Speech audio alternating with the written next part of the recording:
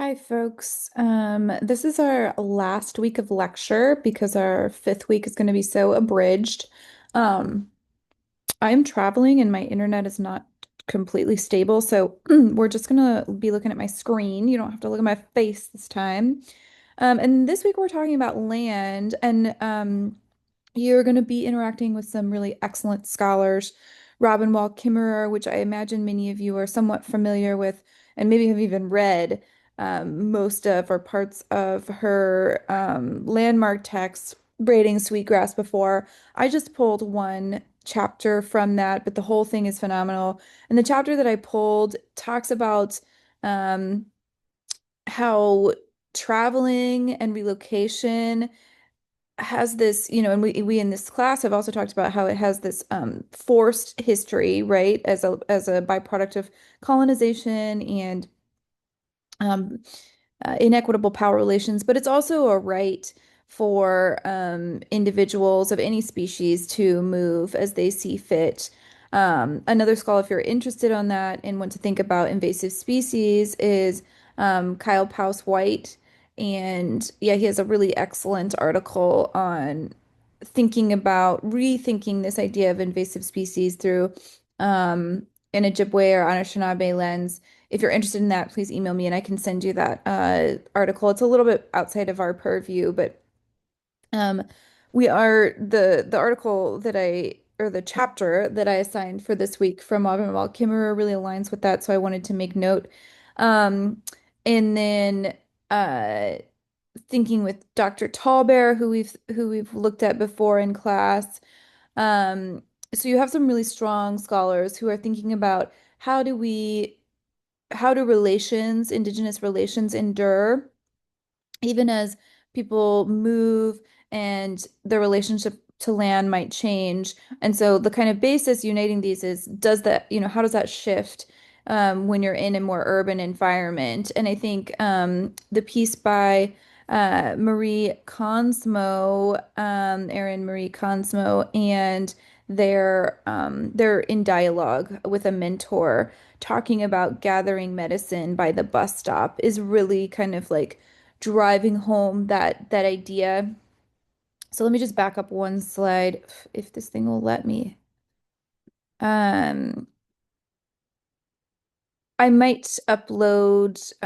I'm recording this a little bit in advance of this week, and I think I might upload a piece by Esther Berlin, who is a Dene poet from this text, but it's a great text. And this week, um, I'm going to just send out a lot of offerings for further research and further reading if this is of interest to you all. Because this is such a short class, we can't cover everything. So I'm just going to kind of flag a couple of important things. So I thought you might want to see if, you've read or are going to read. Um, it's all right. I'm with the dogs as always. So, um, Uh, if you've read or are going to read the piece with Erin Consmo, I thought it might be interesting to see also their other work in visual arts. Um, they actually do a lot of like fish related things too.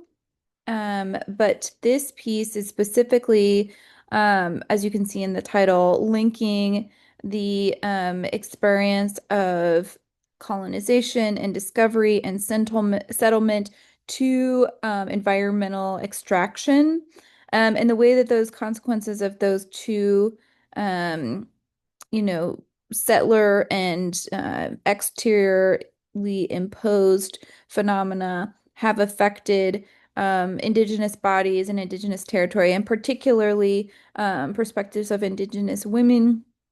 We've talked in this class about the MMIW crisis, and this is then, coming full circle here and being linked to those relationships that get fractured to land and to caretakers.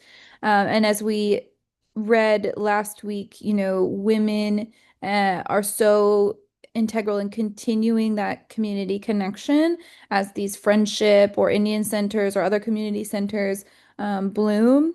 So, it's all very much connected here. I also wanted to give a perspective of a scholar a little bit outside of AIS, but someone who thinks very critically about land. And there's some really important intersections here. I've uploaded McKittrick's Plantation Futures to D2L as an option for you all to read, but I'm just going to hit on some of the key points here. Basically, McKittrick was called to write and thinking about. In 1991, the General Services Administration unearthed a burial ground for many African and African American individuals in New York. There had been somewhere between 10 to 20,000 people interred before this land was filled and then built up. And so there was construction on top of this and buildings on top of this. Um, and what does that do for ancestral memory and what does that do for the contemporary people linked to that living in that space today? And so there's a lot of parallels to um, the native experience in urban environments. So hold that in mind. McKittrick says very clearly it's impossible to delink the built environment, the urban, and blackness. And so here I'm extending that to include indigenous experience as well. Um, she says the legacy of slavery and labor of the unfree both shape and are a part of the environment we presently inhabit. And that is, as you may be familiar through Eve Tuck and um, Wayne K. Yang's work. Uh, Intimately entangled with Indigenous experience as well. They kind of describe this triad configuration of power where there's the settler and there's the Black, often enslaved experience, and there's the Indigenous experience. And all of those experiences are entangled in the making and shaping of what is now America. And she kind of conceptually thinks of this burial plot as opening up what she calls Plantation Futures, which is the title of her essay. And she calls this a conceptualization of time space that tracks the plantation towards the prison and the impoverished and destroyed city sectors, and consequently brings into sharp focus the ways the plantation is an ongoing locus of anti-Black violence and death that can no longer analytically sustain this violence. This demands decolonial thinking that is predicated on human life. And so I like McKittrick's ability to really think across time and across space, as she says, and to make connections between historical institutions and contemporary institutions that reiterate and perpetuate this historical violence. This is very much in keeping with right, the land theft and the assimilation policies of that Indigenous people experienced. And I certainly don't want to erase the intersectional experience of Black natives in this, right, who are feeling both histories in their body and their experience. And I kind of wanted to pair what McKittrick brings up with a Kanakahaga or Mohawk artist, Alan Michelson, who similarly is very interested in digging into the earth and the histories of the earth, um, almost in a, archaeological way, but of course, something that's very much tied to his community. And so this is an installation that was put up in Washington Square in 1993, so it is a bit dated, but it's a very similar time frame, just a couple years after this unearthing of the African burial ground. And this was him reflecting on the unearthing of the burial ground, not only for Black relatives, but also for Native peoples interred under what is now, very built urbanized space, especially on the East Coast, on these really sprawling cities. Um, and so his choice to use dyed muslin, that's often a textile material that's used in funerary shrouds, is just kind of bringing to light that those people who are potentially still there.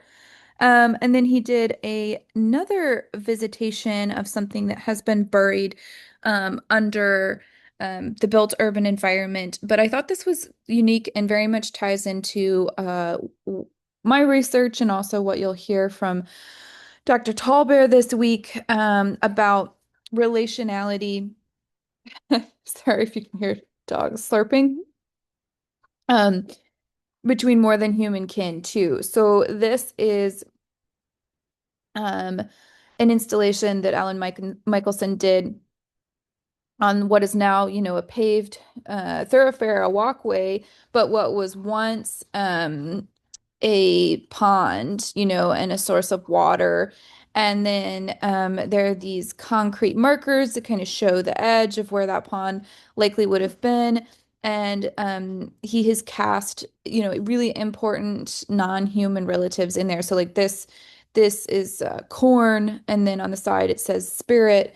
And so there's also casts of other plants, nourishing plants, medicinal plants, and animals as well. Um, and there's, maybe room here for a dialogue too about uh, this movement towards rewilding, which is getting quite popular. Um, I actually hear more of it. I have a good friend and a fellow scholar who works with watershed management restoration in Edinburgh in Scotland. And I think this term maybe is more popular in the UK. But I do think that it has some traction here in the States as well. But something that's very often missing in that rewilding push when it comes from non-native, non-indigenous um, peoples is uh, um, um, ungrounding from the human and interspecies entangled histories of the land, right? So it's very important that that cultural connection and that cultural endurance be at the root of rewilding campaigns, and often that's being missed. And here's some literature that spans from like pretty early peak of native writing in fiction. So, N. Scott Momaday's House Made of Dawn, really landslide in moment in terms of Indigenous literature, but tackles this topic of connection to home and connection to land and how that can be shaped once people leave. House Made of Dawn, Ceremony, and Winter in the Blood, all coming from kind of a similar generation of Native writers, all having similar stories where their main character was deployed and or somehow kind of got taken out of the home space, whether that was in a very physical way, such as deployment, or kind of in a spiritual and relational way, and their homeward journeys, and many of them kind of intersect with urban and contemporary experience and trying to um, make relation through that changing landscape and that changing setup. And Prairie Edge is a much more recent novel. I actually just had the pleasure of finishing this a couple months ago and thought it was quite prescient. It is coming from a Canadian experience. So Connor Kerr is Métis, and I want to say Cree. Don't quote me on that, but definitely Canadian. And it follows some Indigenous activists based out of Edmonton, which is a not a huge city, but a larger city, especially for the prairie in Canada, very much on native land. That a lot of disconnection has happened there. People living there are maybe not always living in the most healthy ways. And activists decide, what if we just take bison and put them back in the city parks? Like, what would happen? So that's a really interesting imagination experiment for ways of reconnecting in urban space now. And all of these texts have that kind of thread. Um, this week you also will have read or are going to read a really amazing piece, I think. I'm very biased though. It like intersects with a lot of my research interests, but I hope you'll find it fascinating as well. Um, uh, an essay kind of contextualizing and analyzing and interpreting this painting. And so Angie Morrill is the author and Peggy Ball is the artist. And uh, if you haven't read this, spoiler alert, I'm gonna spoil it a little bit, but this portrait series includes sisters and what Marill talks about as their time traveling dogs. And so not all of the beings that are present and even the land that's present in this portrait still exists in this way. So the dogs and one of the sisters actually passed when they were much younger. And the space that they're in is a memory from when they were all living and all together. But that neighborhood that was, and you'll read about this, was a hotspot for uh, a neighborhood that was really supporting urban Native families and also um, families of Black African descent. And it does not exist anymore. It actually was flooded. So, thinking about different creative mediums and how to reflect on that experience and how to use creative mediums to um, remap and reconnect with land and relatives that those connections have changed. I have this poll quote from Marill. I'll just read it because it's so lovely. It says, a rememory map of dislocation and hauntings and disappearances. The painting remaps gentrified dislocations, telling stories, the focus on the relationship of the present to the past and the past to the future. The painting itself is a native feminist practice, the travel to places gone, to places that will reappear again, by people gone as well as by people presently alive, to times with contemporaneous to times made contemporaneous by time-traveling dogs, with people co-present through desire. At the heart of all this travel is recognition and survivance. Um, so just to come again in a circle back to this concept of plantation futures that McKittrick brings forth, um, hopefully some of you are pretty familiar with this history in these terms. But when she's like thinking about these plantation futures and trying to remember the land in this way, she is writing against and thinking against the Eurocentric imaginary of settlers who saw the land of Africa and the Americas as um, resources to extract, just like Consmo was talking about, sometimes as a blank canvas. So in America, the term terra nullius was used quite a lot. So it just completely erased any indigenous presence, history, ways of relating. And then uh, as a way to dominate through knowledge. Um, so she's writing back against that, and many of the indigenous scholars who are engaging are also working against that precedent.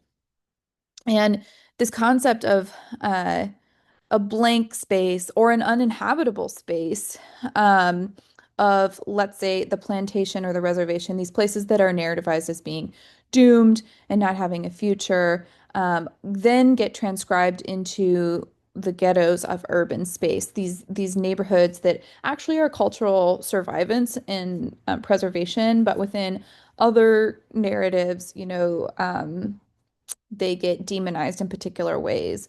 And so those living in these quote unquote uninhabitable spaces are so perversely outside the Western bourgeois conception of what it means to be human that their geographies are rendered or come to be inhuman, dead, and dying. So McKittrick is noting the way that people who don't call these spaces home, who don't have living relations in these spaces, doom them to death and to being uninhabitable when that's really not the reality. So these places are considered lifeless. They're erased from their history or geography, and considered not able to support life. And we know that's just not the case, right? And so McKittrick kind of pokes at that and says, well, how do we come to like that conclusion, even though that's obviously not the case? You have these thriving communities in all of those spaces. Yes, they may be subject to systems of oppression and repression, but that doesn't erase the survivance that's happening. And so she looks into tactics of narrative and writing that might have built that. And so by looking at Sylvia Wynter, who's another amazing scholar, her essay, The Novel and History, Plot and Plantation, Wynter kind of charts the rise of the plantation as corresponding with the rise of the novel, um, and how this then the plantation becomes a contextual setting through which many fictional books resolved. And so it gets placed into national history and popular culture's mind through many of these works of literary fiction, which is why I bring to the fore Mamadé's work, Silko's work, Kerr's work, as ways of writing back. And McKittrick says stories that explain the value of the economy of the plantation unraveled into a justified and quote unquote official history of the superstructure that hid but did not erase secretive histories. And so the same could be said of the reservation and also of these, what she was describing as the ghettos, or these specific neighborhoods or specific communities of Black and Native people in the cities. Um, And she also does some really creative thinking about the term plot, like as in the plot of the book, of the narrative, but then also plot as in plots of land that were either given to enslaved people or enslaved people were made to work. Likewise, we can think about the Dawes Act, plots of land that were given to Native people or where they were forced to relocate it based on blood quantum. And so her thoughts about the plot are that the plot illustrates a social order that is developed within the context of a dehumanizing system as it spatializes what would be considered impossible under slavery. The actual growth of narratives, food, and cultural practices that materialize the deep connections between Blackness and the earth and foster values that challenge systemic violence. I hope I don't have to say this, but there is a very clear parallel here and extension to Indigenous experience as well, right? Um, that connection to earth and the values that come from place. Although they might be fractured and attacked, they are never completely lost. Um, and so uh, let's move here to the next kind of component of the way that McKittrick reads Winter, which is this deciphering practice. So to have a practice of reading these narratives and returning to these narratives that extends into a lived understanding of place. So this is the ways in which each culture-specific, quote unquote, normal subject knows and feels about its social reality should in no instance be taken as any index of what the empirical reality of our social universe is, basically pointing out author bias and the way that these narratives normalized certain things that were in no way normal. They normalized violence, it normalized Black subjugation, land exploitation. I'm going to add, to this um, uh, extractive resource extraction, land theft from indigenous peoples, and they go hand in hand with this narrative of death, right? For Black folks, it looks one way, and for Native folks, it looks another way, but both have been overwritten with this narrative of kind of dooming, moving towards death, either through assimilation or through direct violence. And so, within this deciphering practice, it imagines the plot implantation, here I add reservation, as a new analytical ground that puts forth a knowledge system produced outside the realms of normalcy, thus rejecting the very rules of the system that profits from racial violence. And in this envisions not a purely oppositional narrative, but rather a future where correlated human species perspective is honored. And here I would add the more than human experiences as well. So the way that narratives from different perspectives really not only address those historical Mars, but also seed futurity. Um, and McKittrick also writes, this Black urban presence, Black life, uncovers a mode of being human that, while often cast from our official history, is not victimized and dispossessed and wholly alien to the land. Rather, it redefines the terms of who and what we are vis-a-vis a cosmogony that, while painful, does not seek to inhabit a location closer to that of the, quote, fittest, but instead honors our mutually constitutive and relational versions of humanness. So she notes that the ongoing urban experience of Black folks, and here I would add the urban experience of Native folks, isn't about the survival of the fittest. It certainly speaks to histories of dispossession, but it does not make victims out of people. And this is again drawing upon Gerald Fisner's concept of survivance. This is about honoring these relational communities that make futures possible. Um, McKittrick also looks at Dion Brand's long poem Inventory um, in a similar way that as a creative work produced outside the realms of normalcy, it rejects the rules of the system that profits from racial violence, and in this envisions a future where correlated human species perspective is honored. Um, as it is as the text turns itself towards its reader that the possibilities of relatedness emerge, giving the plantation a different analytical future. So inventory actually engages the audience. And so it makes that dialogue against the historical dooming very clear and very direct.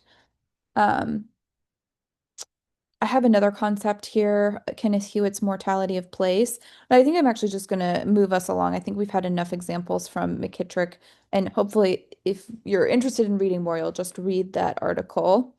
I wanted to speak a little bit about a specific piece by, whoa, I'm having a blank moment. Not Christy Belcourt. Oh my goodness. Speaking to their mother. I gotta see if I have this anywhere in my slides. Good gosh. Hold on, folks. Let's, I'm pulling a total blank.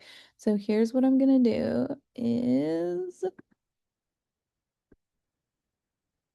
do you have her name anywhere? No. Okay, what a bummer. Let's see if I can X out of this. Hold on. Let's stop sharing for just a moment. Now I've got myself all um tangled up. Sorry. Rebecca Belmore. Oh my gosh. Whew. Really lost it there. Okay, and now I gotta get back into the Zoom screen. Cool. Sorry. Um, so Rebecca Belmore has this really amazing um performance work that was in response to the Oka crisis. Let's see if I can get this back here. Good. Okay. Um, so this is called Speaking to Their Mother. This is Rebecca's work. Here you can see the actual speaker system that the megaphone extended through all of this wood that she created. And she went and she toured around many different, um, so she's Canadian, but she toured around many different Native communities, both in Canada and the US. And it was in response to this Oka crisis, which I'll talk about in just a second, um, that she did this piece and she took her object to rural, urban, and res communities and just set it up so that as a performance so that people could speak directly to the land and then also so that Native voices were amplified on the land. And so this was an extension of the political movement coming out of the Oka crisis. And so what happened during the Oka crisis was it was a land claims dispute. Uh, the Kanankahaga community, the Mohawk community, um, on the kind of north of Montreal, um, had a burial site and a sacred site that was unjustly claimed by a golf course, and a golf course started construction, and so there were many protests protesting that golf course construction, and it was very well coordinated, and some of them were on Kanakahaga land, and then some of them also extended into the city of Montreal, and there were barricades of roads, especially really necessary highways in and out of the city that were blocked as a part of this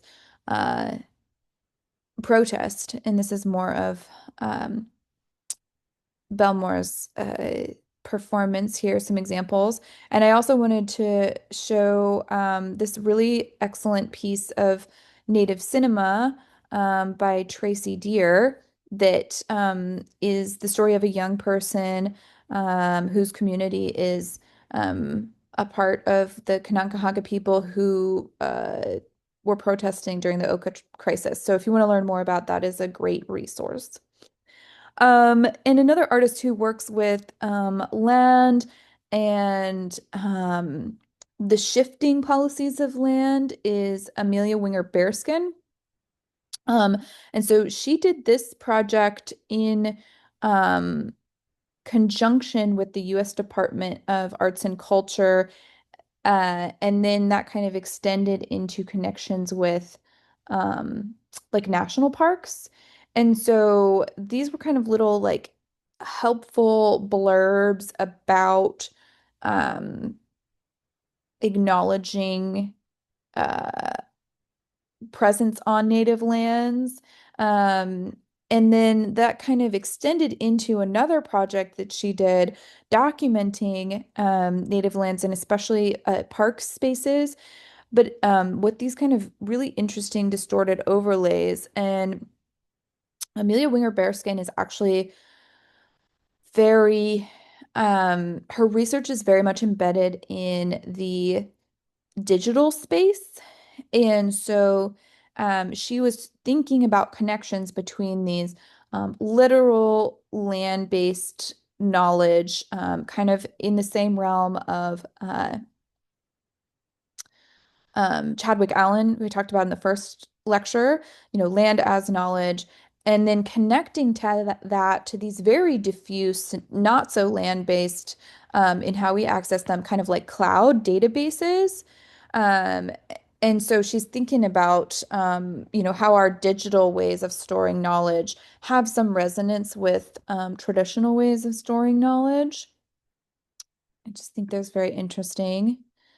Um, so wanted to give you just a wide variety of people who are thinking about land and the shifting relation of land to urban experience. And here we're going to watch, this is a 20-minute video, and it's just some great firsthand experience from folks who experienced relocation.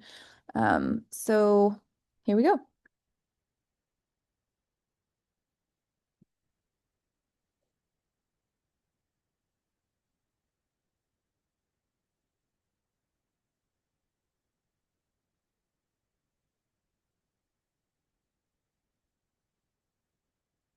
There were three large movements of Indians. The first one being in 1830, when they had, again, the Policy or Removal Act, the law.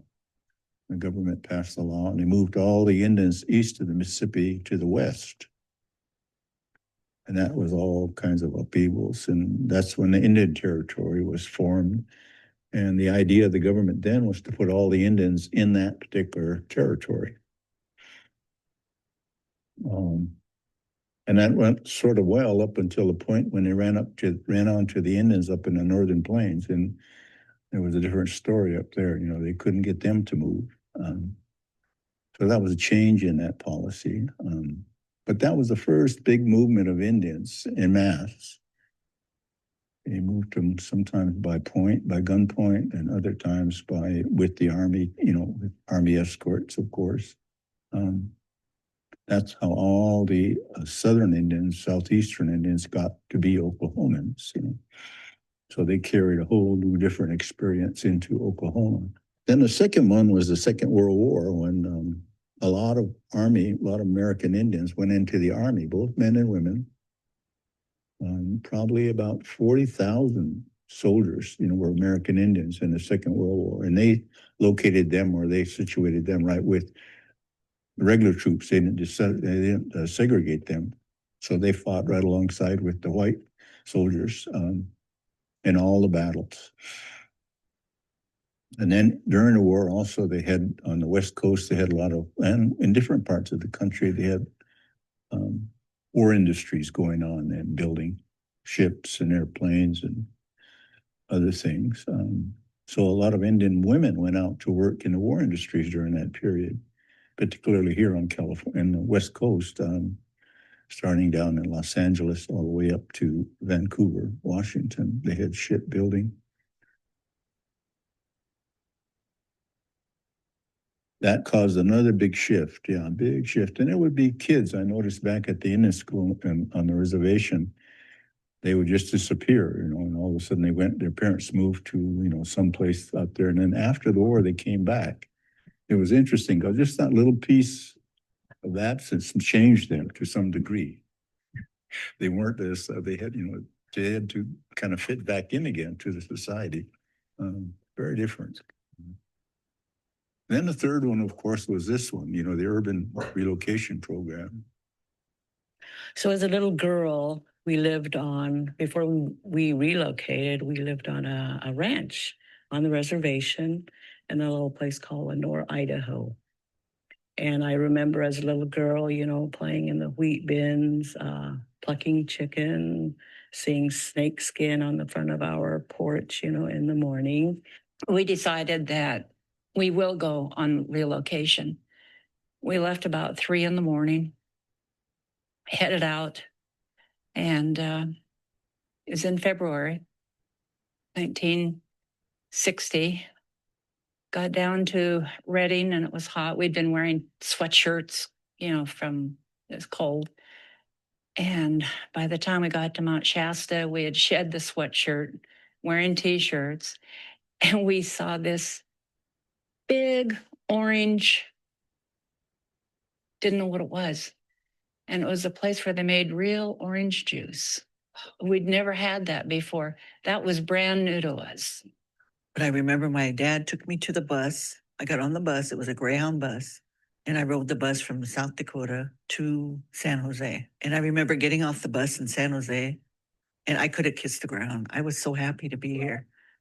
Yeah, you know, that was one of the drawbacks for relocatees, particularly Indian people, was that they didn't have work experience, you know, that allowed them to kind of figure out what work was there and what was available and how to get to it.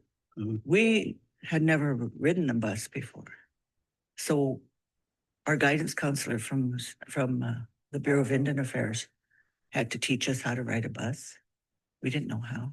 They had to teach us how to use a phone because we didn't have phones. There were no phones at home on the reservation. But I was always lonely. I think that's the biggest obstacle that I had. I know other relocatees had their wives and children. When you come out, you're the only one, you don't know a soul in California. I mean, it was quite an experience because you don't know anybody. We had an urban population here in San Jose. We had one in Oakland and then one in San Francisco.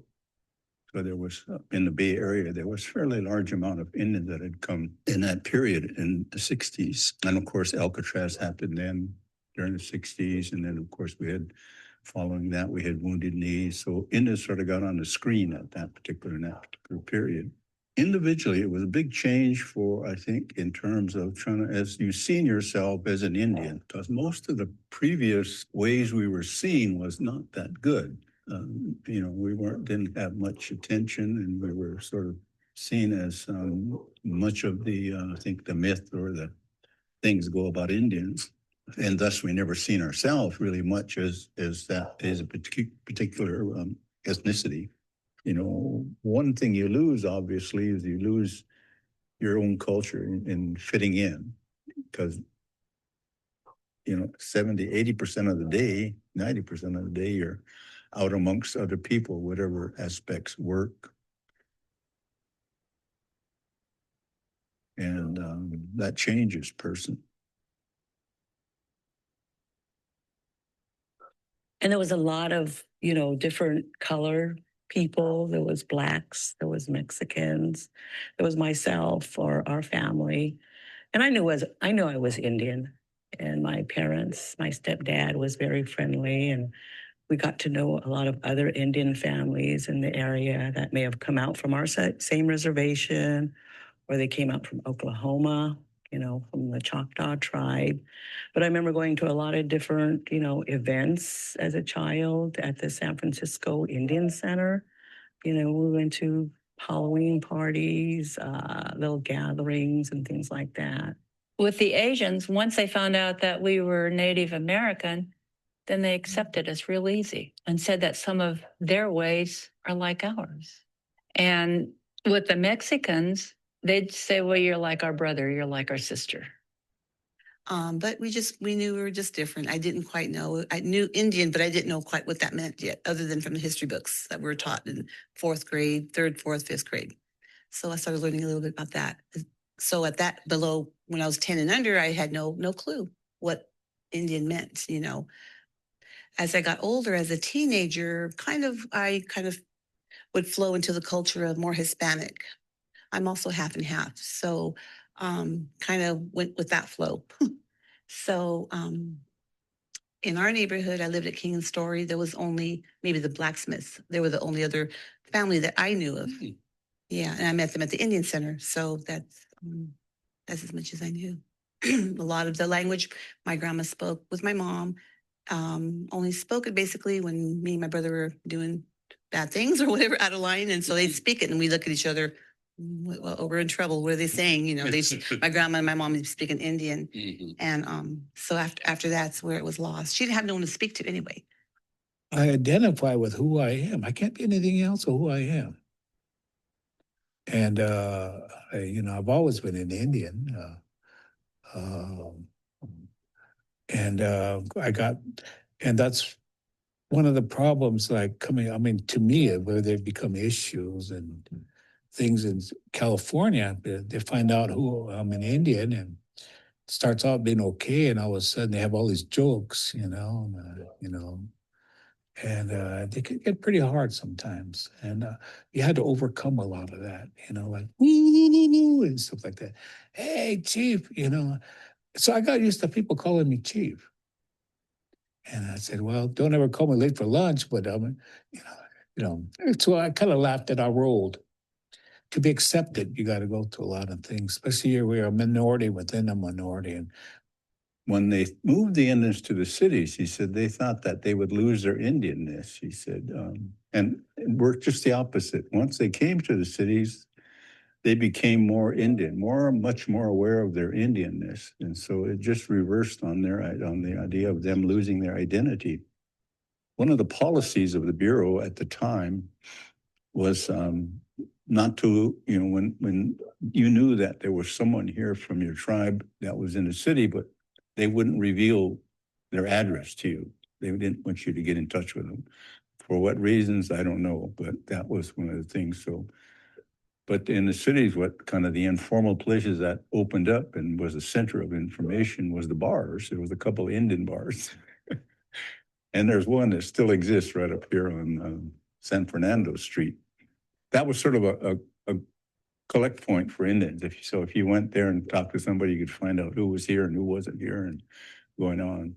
So they played that part. At the same time, I drank like a fish too. I was a young, never realized it was complicating into a form of alcoholism. That later on I straightened that out, but it took me through some experiences, jail, drunk driving, and some things you had to go through in life to learn to get your path straight. Well, July 2nd, 1971, I quit drinking, and it's coming on 45 years. Downtown San Jose was very active at that time. I mean, it was huge.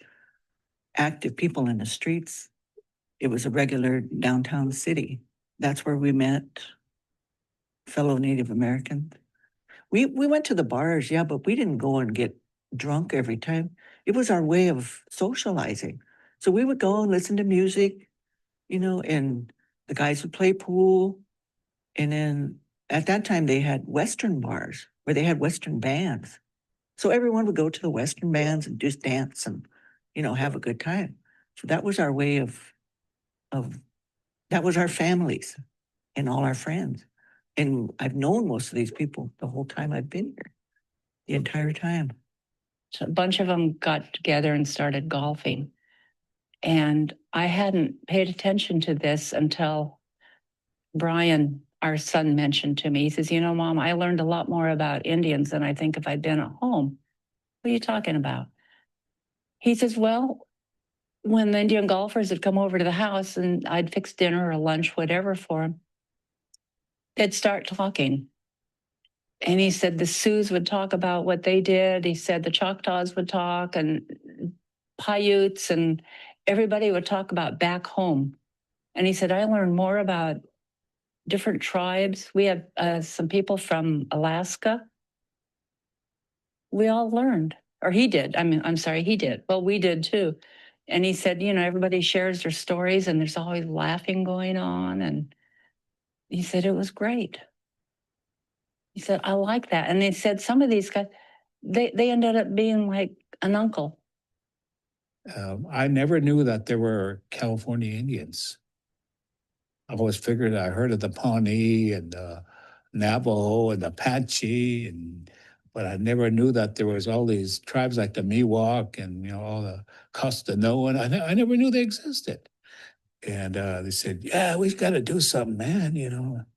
And but a few weeks later, they took Alcatraz over in 1963. Wasn't in 68. It's the first occupation was 63. It was the Russell Means and his family, and the Codiers, and the four Lakota families jumped the fence. It wasn't until, 5 years later or 6 years later, that's when the main occupation hit.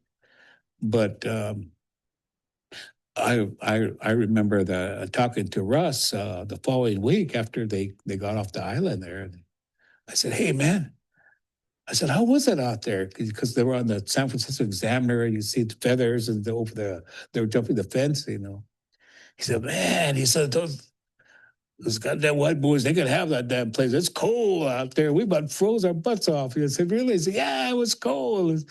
That's it. I'm one of the few people that was at Alcatraz when it was declared American Indian land.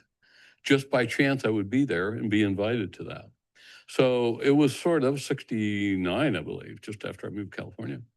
So it was sort of a starting point for me to get reacquainted with my heritage.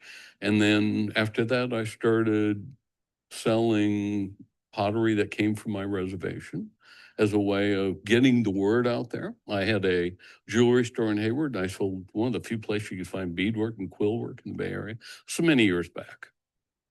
And then started going to powwows. We found there were powwows down here. Well, let's go. And you look around and don't I know you? We ended up, a lot of us ended up, formed a club, and it was just a get together. It ended up being more like family, like we'd made up our own tribe. So we would go to the powwows and help them with their Indian taco stand because they needed help. I mean, they didn't have enough people, so we would go. But it was very small powwow at that time. But that was a lot of fun too, and that was another way of carrying on the traditions. I was a very active in sports, played basketball and football, ran track and field, and I boxed when I was a young kid and played baseball. I tried to emulate anything Jim Thorpe, this little kid with these dreams that one day I want to be a major league ball player, and that's why I was so fascinated with seeing Candlestick Park. It was just like a shrine, like seeing the Taj Mahal or something. Wow, I'm here. Pinch myself. Things that kept me out here was institutions like that. I kept going, and why I stayed this long, for in those early days, I just didn't want to go home. I had that drive in me that I figured when I wanted to go home, I'd think about who's around there anymore. They're either going to college or they join the service or they're employed around there. And do I want to go back? So I was the first half a year while I worked out there, I would save $45, enough for a ticket back to Rapid City, South Dakota. Well, South Dakota is it's my home, but it's got a lot of prejudice too, a lot of racism yet and because we're the largest minority, I don't like to use that word, but we're the largest people of color group, then our target, we got targets on our back. I just couldn't fit back at the reservation. I didn't have any good friends anymore.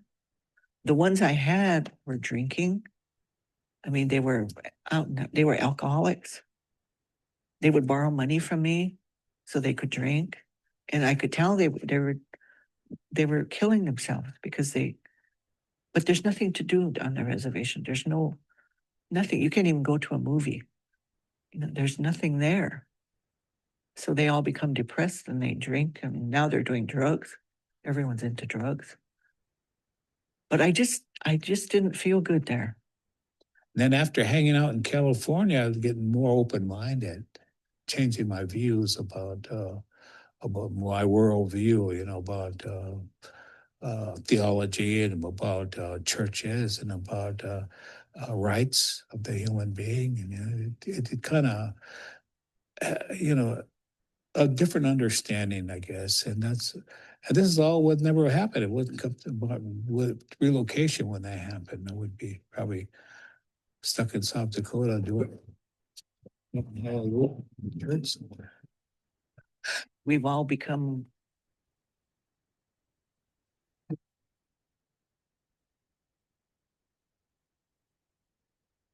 Sorry about that, guys. I'll go back here. It kind of, a different understanding, I guess. And this is all would never happen. It wouldn't come to about relocation when that happened. I would be probably stuck in South Dakota doing shouting hallelujahs in a church somewhere. We've all become one nation living in California. That's what I think. We're not Navajos, Eskimos, Sioux, Nez Perce. I really feel like we're all one nation. That's why when we go to the Stanford Powwow, it makes you feel so good because we're all one. It doesn't matter what tribe you are. And that comes from depending on each other, and forming our own little communities here and our own families.